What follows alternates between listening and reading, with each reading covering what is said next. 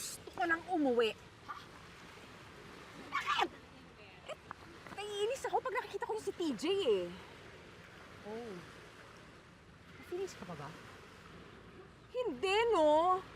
Naiinis lang kasi ako dahil naalala ko yung ginawa niya sa akin na iniwan niya ako na walang kahit anong explanation. Tapos ngayon, kaswal na kaswal mo kong kinakausap. Para bang, hoy, excuse me. Gusto ko sabihin sa kanya, may utang ka sa aking closure, ano?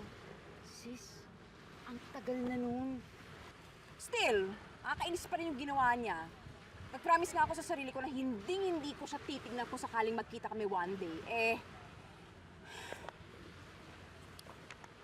ang gwapo eh. Paano mo nga naman siya titignan, di ba? Well, sis, past is past. But kung may feelings ka pa... Ay, psst. Wala akong feeling sa kanya. Nakita mo to? I'm happily married. I have a happy family, okay? So anong inaarte-arte mo dyan with all the drawings and all? Wala lang. Na, burado na siya sa buhay ko, no? As in, burado. Hindi na siya nag-e-exist. That's how I chose to forget him. Nagpakaladkad ka sa parents mo pa Amerika. Siniwan mo lang ako ng mga parang wala lang. Dapat ka hindi na siya nagpapakita sa akin eh.